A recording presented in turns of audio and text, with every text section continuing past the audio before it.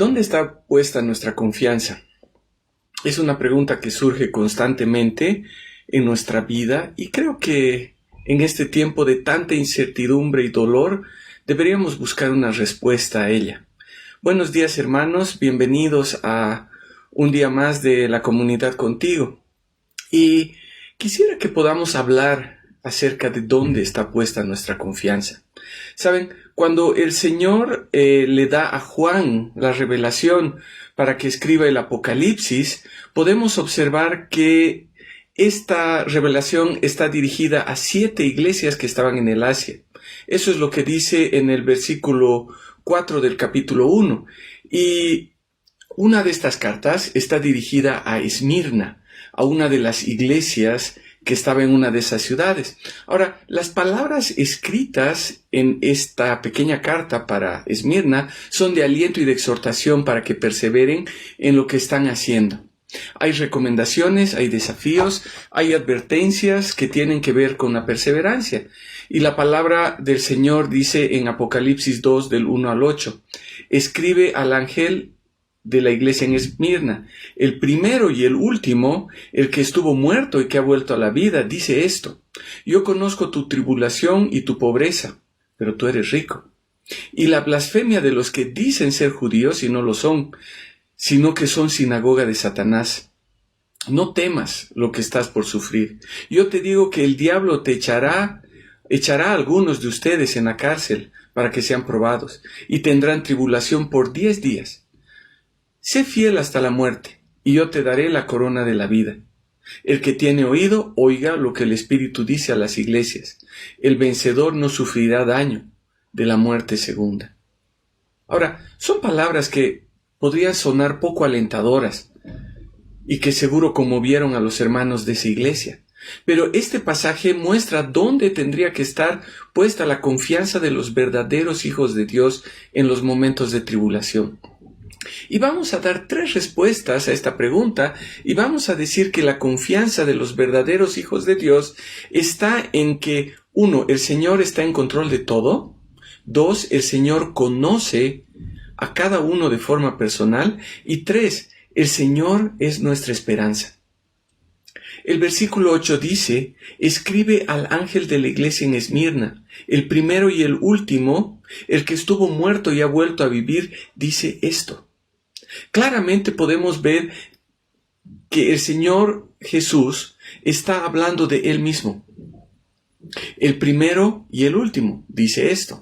En Apocalipsis 1 vemos que esta es la revelación que fue encomendada a Juan por aquel que es, aquel que era y el que ha de venir, el Alfa y el Omega, el primogénito de los muertos, el soberano de los reyes de la tierra, el todopoderoso, el primero y el último, el que estuvo muerto y ha vuelto a la vida, para que la iglesia supiera acerca de lo que iba a venir.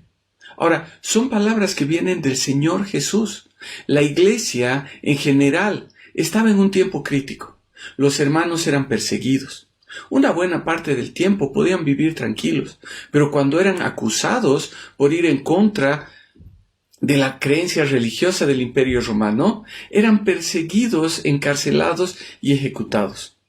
Ahora, en Esmirna, estaba en una situación muy delicada.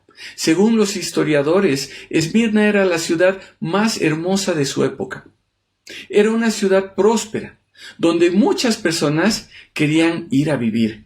Era una ciudad donde las personas basaban su confianza en lo que habían conseguido. Los cristianos de esa ciudad, principalmente, eran personas pobres. En su mayoría eran esclavos. Por eso el pasaje dice: conozco tu tribulación y pobreza. Si bien eran una ciudad muy rica, la iglesia era de gente pobre en su mayoría. Pero Jesús quiere poner en claro que Él está en control de todo. Es el primero y el último. No hay nadie antes de Él, tampoco hay nadie después de Él. Las palabras de aliento venían del Dios Todopoderoso, del Creador, de aquel que es, que era y que ha de venir. Venían del que murió y volvió a vivir. venían de Jesucristo resucitado. El ánimo venía del Señor Dios Todopoderoso, soberano, sobre todos los reyes de la tierra. Estaba alentándolos a poner su confianza en Él, porque Él está en control de todo, incluso del tiempo que estaban pasando, en tribulación y en pobreza, aún más en el tiempo que les tocaría pasar de persecución, donde algunos serían echados, serían puestos en la cárcel para ser probados. Nuestra confianza está primero en saber que el Señor está en control de todo. Él sabía lo que estaban pasando. Él sabía lo que les iba a pasar. Y tenían que ser fieles incluso hasta la muerte. Ahora, ¿cómo responderíamos nosotros ante esa situación? ¿Qué pasaría si alguien nos dice que vamos a ser encarcelados por nuestra fe? ¿Seríamos fieles incluso hasta la muerte? ¿Tendríamos la plena confianza de que el Señor está en control de absolutamente todo? Según este pasaje, la confianza también tiene que ver con la muerte y la resurrección de nuestro Señor. Jesús no es un mártir que está ahorita en una tumba, no es alguien parte de la historia universal, pero que lo recordamos como un héroe. Confiamos en el único que ha muerto y ha resucitado. Y nuestra confianza está en tener la certeza de que un día vamos a ser resucitados para vivir con el Señor por la eternidad. Y eso nos alienta a ser fieles hasta la muerte. Pero también vemos en el pasaje que la confianza de los verdaderos hijos de Dios está en que el Señor nos conoce de forma personal. Es increíble pensar que el Creador de todas las cosas conoce perfectamente lo que estamos pasando. Dice, conozco tu tribulación y tu pobreza. Conocía plenamente la situación de los hermanos.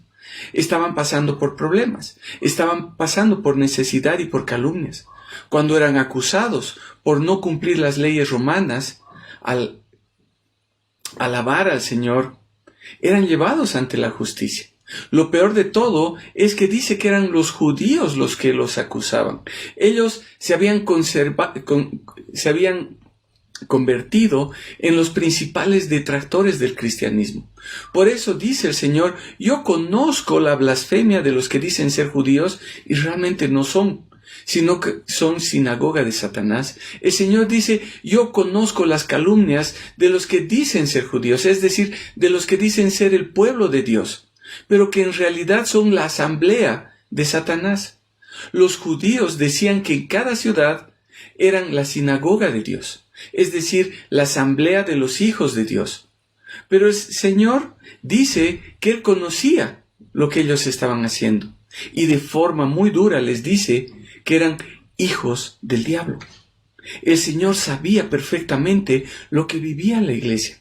Por eso los alienta, por eso los anima, por eso los reconforta y les advierte que todavía tenían que pasar por algunas cosas más. Pero no solo eso, porque el Señor les dice, yo conozco tu tribulación y tu pobreza, pero tú eres rico. No solo el Señor estaba al tanto de la tribulación y conocía la situación de pobreza en cuanto a lo material y sabía las calumnias que recibían y todo lo que les esperaba. También el Señor sabía que había en su corazón. ¿Qué estaba en el corazón de estos hermanos? Por eso les dice, eres rico, son ricos. Pobres en lo material, su situación complicada, pero tenían a Jesucristo como Señor y Salvador, y eso los hacía más ricos que cualquiera en la ciudad. Espiritualmente tenían todo lo necesario, tenían algo que ninguno de los ricos tenía con todos sus bienes.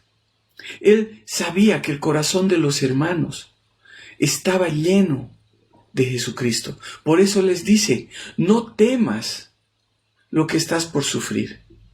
Porque yo te digo que el diablo va a echar a alguno de ustedes en la cárcel para que sean probados. Y van a tener tribulación por 10 días. Sean fieles hasta la muerte. Porque yo les voy a dar, o ya tienen ustedes, la corona de la vida. Saben, solo a través de la obra del Señor en nuestras vidas Podemos no temer al sufrimiento, no temer a la persecución, a los problemas, a pruebas de tribulación. Por Él vamos a poder ser fieles hasta la muerte y tenemos la corona de vida, es decir, la vida eterna. Como verdaderos hijos de Dios, saben, nuestra confianza está puesta en que primero el Señor está en control de todo y segundo, en que el Señor nos conoce de forma personal. Él está en control de hasta los más pequeños detalles. Conoce todo lo que ve en nosotros. Y también conoce lo que no se ve en nosotros. Él está al tanto de los grandes problemas, pero también de los pequeños detalles. Él conoce nuestra necesidad física y también nuestra necesidad espiritual. Entonces, todo esto nos lleva a ver al Señor como nuestra esperanza. ¿Dónde está puesta nuestra esperanza? Hermanos, viendo a los hermanos de la iglesia de Esmirna, podríamos decir que ellos no tenían esperanza. Estaban atribulados, eran pobres, además los calumniaban e iban a tener problemas muy pronto. Iban a ser echados a la cárcel si permanecían fieles. Era muy posible que ellos incluso iban a perder su vida. Ahora, ¿cómo responderíamos nosotros a eso? El Señor les dice, no temas lo que estás por sufrir. Yo te digo que el diablo va a echar a alguno de ustedes a la cárcel para que sean probados y van a tener tribulación por 10 días. Sé fiel hasta la muerte y yo te voy a dar la corona de vida. No temas por lo que vas a sufrir. ¿Qué pedido más fuerte, más duro? Podríamos decir, Señor, es muy posible que me echen a la cárcel y voy a tener gran tribulación. Tal vez incluso me van a matar. ¿Y quieres que no tenga miedo? ¿Por qué tengo que sufrir? Señor, ¿por qué me tendría que enfermar? ¿Por qué tendría que pasar por tantas cosas? ¿Por qué tendría que perder mi trabajo? ¿Tú me estás diciendo que tengo que ser fiel incluso en esa situación? Es que, ¿dónde está puesta nuestra esperanza? Lo que algunos hermanos iban a pasar tenía un propósito: ser probados. Solo en situaciones difíciles es que vemos en quién confiamos y dónde está nuestra esperanza. Cuando estamos bien, obviamente estamos agradecidos con el Señor por su provisión, por su cuidado, por cuán bien nos va. Pero si vienen los problemas, tal vez comenzamos a enojarnos, buscamos la solución en nuestras propias fuerzas, nos quejamos y pronto perdemos la esperanza. Vemos la tribulación como un castigo del Señor y nos preguntamos, ¿qué hemos hecho mal? ¿Dónde hemos fallado? Y desfallecemos porque lo que estamos pasando pensamos que nunca debió suceder. Nuestra esperanza está puesta acá, en lo que tenemos, en lo que somos, en lo que hacemos, en lo que podemos conseguir. La bendición para los hermanos de Esmirna, ¿saben cuál era? Que no podían confiar en lo que tenían. ¿Por qué? Porque eran pobres. No confiaban en su condición. ¿Por qué? Porque eran esclavos. No ponían su esperanza en lo que hacían, porque no lo hacían para ellos, sino todo lo que hacían tenía que ser para su amo terrenal.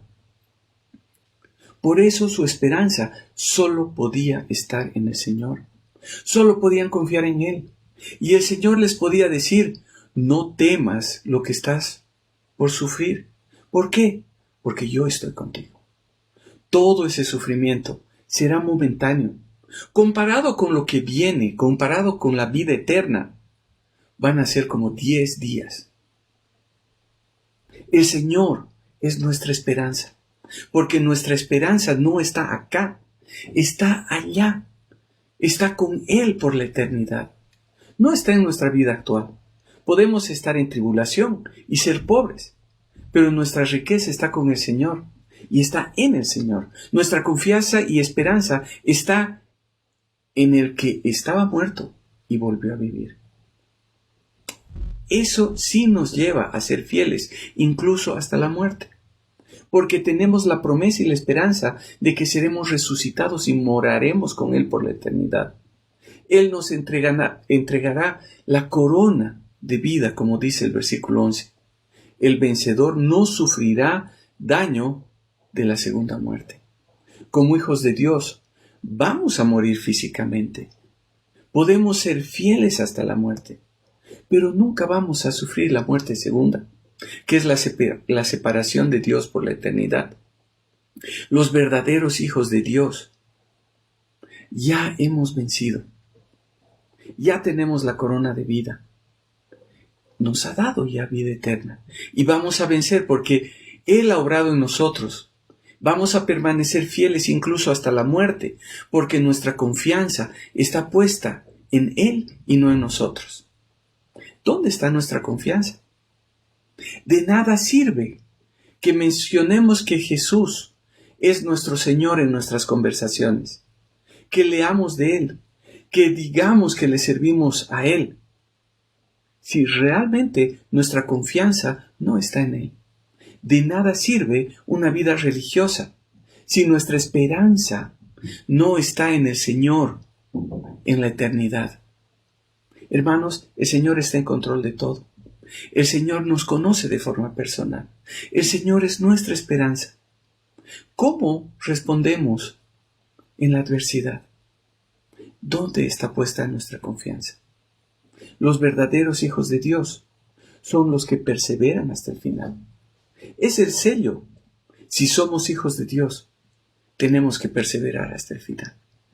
No significa que vamos a alcanzar la corona de vida por resistir. Lo que nos está diciendo el pasaje es que vamos a resistir porque ya tenemos la corona de vida, porque somos hijos de Dios. La vida eterna está para todos los que creen, para que no se pierdan, sino que está asegurada la vida eterna. Hermanos, ¿en quién está puesta nuestra confianza? Vamos a orar. Padre amado, te damos gracias por tu palabra. Gracias, Señor, porque nos da la esperanza, nos da la fortaleza, Señor, para poder seguir adelante. Gracias, Padre, porque podemos saber que tú estás en control de todo, que tú nos conoces de forma íntima y personal y que en ti podemos tener esa esperanza de vida eterna. Te pedimos, Señor, que tú nos ayudes a afrontar cualquier problema sabiendo esto. Y, Señor, te queremos pedir por las personas que no te conocen, que puedan llegar a conocerte, para que también puedan tener esa esperanza y puedan tener la vida eterna como la corona de la vida. Te damos gracias, Padre, en el nombre de tu Hijo amado. Amén. Bueno, hermanos, eso es todo por hoy. Que el Señor les bendiga y que puedan tener un lindo fin de semana y que puedan vivir en esa esperanza que el Señor nos da. Buenos días.